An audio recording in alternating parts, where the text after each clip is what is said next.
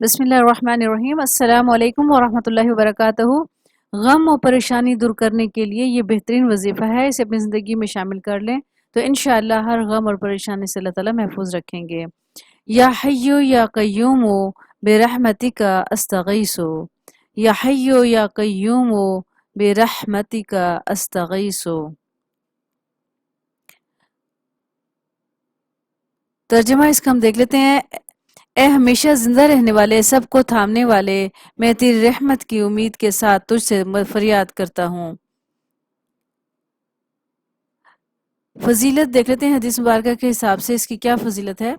رسول اللہ صلی اللہ علیہ وآلہ وسلم کو جب کوئی غم یا پریشانی لاحق ہوتی تو یہ کہا کرتے تھے۔ اب اس سے بڑھ کر کیا ثبوت ہے کہ آپ صلی اللہ علیہ وآلہ وسلم بھی اس تسبیح کو پڑھا کرتے تھے جس وقت پریشان ہوتے تھے۔